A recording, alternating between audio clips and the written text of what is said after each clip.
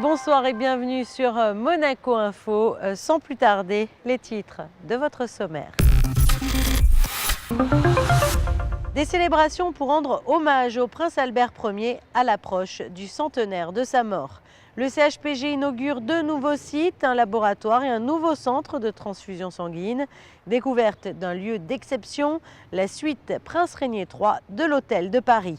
Et puis notre invité de la semaine clôturera ce journal. Ce sera le nouveau président de la JCE, Alexandre Manilov. Le prince Albert Ier a laissé derrière lui un important héritage. Pour lui rendre hommage, des célébrations vont être organisées à l'approche du centenaire de sa mort. Pour cela, un comité vient d'être mis en place, comme nous l'explique Patricia Navarro. Son œuvre et sa vie sont très souvent cités en exemple. Chef d'État, il était également considéré comme l'un des pères de l'océanographie. Le prince Albert Ier est décédé en 1922. Pour préparer les célébrations de l'anniversaire de sa mort, un comité de commémoration vient d'être officiellement mis en place au musée océanographique, un lieu emblématique puisque ce temple de la mer a vu le jour sur demande du prince Albert Ier. Les grandes missions de ce comité, c'est pour l'essentiel d'établir un programme et de le proposer au souverain, un programme qui rend hommage au prince Albert Ier à l'occasion de l'anniversaire du centenaire de son décès, donc en 2022, mais également les années précédentes. Alors il y aura un programme très varié d'actions à destination aussi bien des jeunes, des scolaires, du public académique, du public curieux de l'histoire de Monaco. Et il y aura donc différents formats, différents moyens qui permettront d'illustrer cette carrière tout à fait hors norme et qui aujourd'hui encore a beaucoup de leçons à nous donner. Ces célébrations pourraient ainsi donner lieu, pourquoi pas, à l'élaboration d'un film, d'un livre ou d'activités ludiques destinées à amener un public jeune à s'intéresser à l'action du prince Albert Ier. 2 comités, placés sous la présidence de Robert Fillon, se pencheront sur les modalités de l'hommage rendu lors du 100e anniversaire de la mort du trisaïeul du prince Albert II. Ce comité a une composition très large. En fait, il y a donc des représentants du gouvernement, des représentants de différentes entités culturelles monégasques, par exemple l'Institut audiovisuel, par exemple le musée de paléontologie humaine, bien sûr le musée océanographique, mais également des entités extérieures, puisque l'Institut de paléontologie humaine, fondé par le prince Albert, a son siège à Paris et que nous allons avoir des contacts avec d'autres entités qui travaillent dans le domaine de l'archéologie ou de l'océanographie et qui ont un rapport avec les voyages, avec les expéditions, avec les recherches que le prince Albert Ier avait menées. Dès le lendemain de son installation, le comité s'est mis à l'œuvre en tenant sa première réunion de travail au Palais Princier. Les célébrations débuteront dès cette année puisque 2019 coïncide également avec le centenaire de la création de la Commission pour l'exploration scientifique de la mer Méditerranée. Double inauguration au centre hospitalier Princesse Grace et en présence du prince souverain, de nouveaux services entièrement rénovés pour une prochaine ouverture au mois de mars, un laboratoire et un nouveau centre de transfusion sanguine. Le reportage d'Émilie Rousseau. Ce sont 2 nouveaux services entièrement rénovés qui viennent d'être inaugurés par le prince Albert II au centre hospitalier Princesse Grace. Le premier, le nouveau site de prélèvement du laboratoire du CHPG. Cette unité de biologie accueillera d'ici quelques semaines plus de 100 patients par jour pour effectuer leurs analyses. Ça nous a fait gagner, on va dire, une superficie en gros multipliée par 2 par rapport à ce qu'on a. Les box sont beaucoup plus espacées. Il y a de la lumière naturelle aussi qui vient apporter un plus pour à la fois le confort du patient et puis pour le confort du personnel qui travaille ici tous les jours, en sachant qu'en plus on accueille au moins une centaine de patients par jour. Donc c'était très important d'améliorer les conditions d'accueil et de confidentialité aussi pour les patients et pour le personnel. Seconde rénovation, celle du tout nouveau site du centre de transfusion sanguine. Il réintègre aujourd'hui ses locaux historiques au niveau -1 du CHPG pour une surface lumineuse de 500 mètres carrés.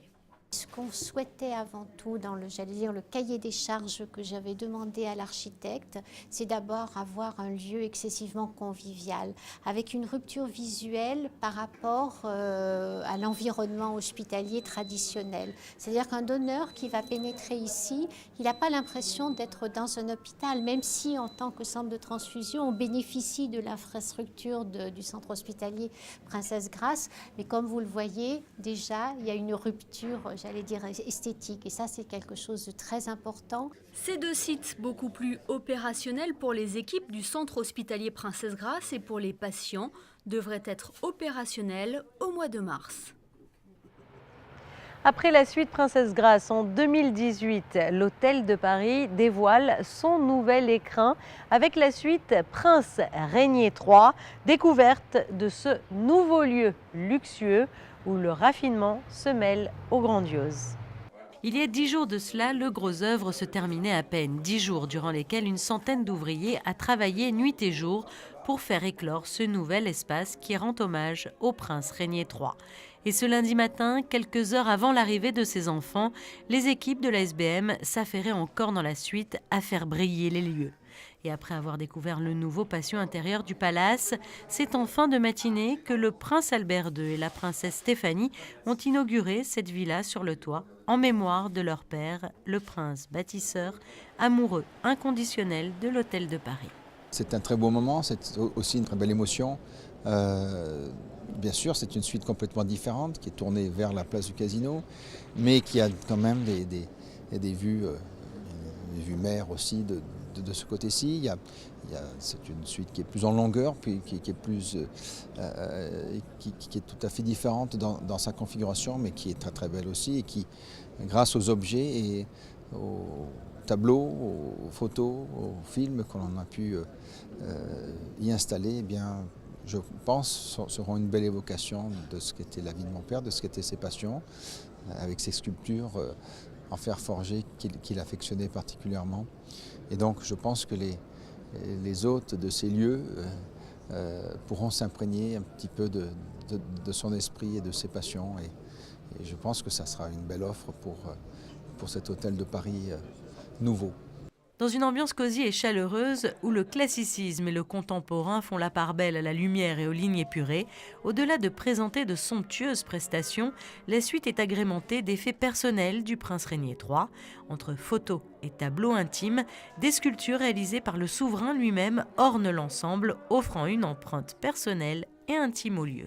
C'est une suite d'exception, bien évidemment. Elle mesure au total 525 mètres carrés, avec une terrasse de 150 mètres carrés, une piscine. Et le salon, vous l'avez vu, il est extraordinaire. 2 très belles chambres. Et la possibilité d'étendre la suite pour arriver à 7 chambres à coucher. Quand on déambule, on a l'impression que le prince Régnier a vécu dans cette suite. Il est clair que la présence d'un certain nombre d'images, de portraits et surtout ces œuvres font en sorte qu'on a effectivement l'impression qu'il était dans une suite qui, en réalité, est un rajout au niveau du bâtiment. Mais je pense que la présence du souverain se sent dans l'hôtel, puisque c'était un de ses lieux préférés à Monaco tout au long de sa vie. La suite Prince Régnier III est la suite la plus grande de l'établissement, une création inédite qui offre des aménagements intérieurs et des espaces grandioses et raffinés avec une vue imprenable sur la mythique place du Casino. Classée parmi les suites les plus luxueuses au monde, il faudra débourser entre 35 000 et 45 000 euros pour passer une nuit dans ce lieu unique, la suite Prince Régnier III de l'Hôtel de Paris. En bref et en images. Le théâtre Princesse Grace s'engage pour la transition énergétique de Monaco. La charte d'engagement du pacte national pour la transition énergétique a été signée ce mardi. La cérémonie s'est déroulée en présence d'Annabelle Geiger-Sédou, directeur de la mission pour la transition énergétique, et de toute l'équipe du théâtre Princesse Grace. Pour rappel, le pacte national, mis en place en janvier dernier, vise l'engagement de la communauté monégasque afin d'atteindre les objectifs objectif de réduction des émissions de gaz à effet de serre fixé à moins 50% d'ici 2030. Il est à présent temps pour moi de vous laisser en compagnie de Fabien Bonilla qui se trouve avec notre invité de la semaine rencontre.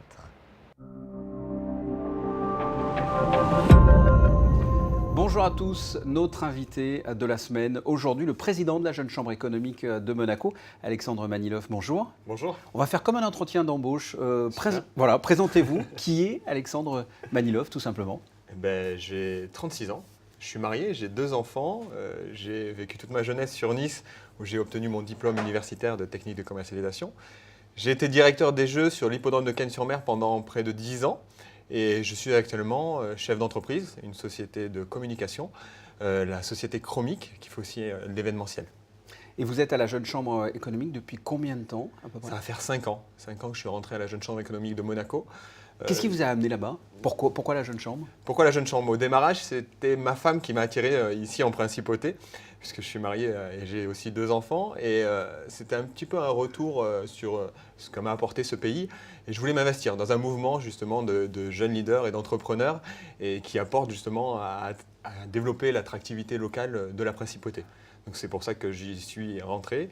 J'étais en tant que membre candidat, après membre, directeur de commission. Et après, j'ai fait partie aussi du conseil d'administration en tant que vice-président entrepreneuriat et vice-président networking. Et puis cette année, j'ai la chance de prendre la présidence pour 2019. Qu'est-ce qui vous plaît dans cette institution? Vous y êtes rentré, mais pourquoi vous y êtes resté? Parce qu'on est là justement pour aider les jeunes startups, les jeunes pousses ici à Monaco, essayer de se développer, développer aussi l'attractivité, à parler de sujets qui sont intéressants pour la principauté. Et puis voilà, une équipe de jeunes entrepreneurs comme moi ou de jeunes cadres qui sont ici et qui interagissent ensemble justement pour aider à ce développement. Justement, quelles sont les missions un peu de la Jeune Chambre économique? On le rappelle, elle a été créée en 1963, elle a 55 ans. Quelles sont les missions, le pouvoir de la Jeune Chambre économique? Aujourd'hui, on travaille vraiment sur 3 axes, les 3 grands axes majeurs qui sont l'entrepreneuriat, le networking et la formation. L'entrepreneuriat, voilà, avec 4 belles commissions qui sont le grain d'entrepreneur, justement pour les lycéens. On a aussi le Startup Weekend, le concours création d'entreprise, Getting the Ring. C'est vrai que j'en ai dit 4, mais on a un 5e qui sont les trophées de l'entrepreneuriat qu'on a mis. Justement, on met à l'honneur les jeunes gagnants, tous les gagnants de chacun de nos événements sur une soirée, justement pour leur remettre un trophée et puis parler à chacun de leur parcours. Alors vous êtes rentré à la Jeune Chambre économique il y a 5 ans, vous l'avez dit. Qu'est-ce qui vous a donné envie de prendre la présidence? Vous auriez pu y rester comme membre. Pourquoi la présidence? C'est ce que je dis à chaque membre aujourd'hui. Les membres qui rentrent aujourd'hui, on essaye de les pousser à se développer, à devenir président.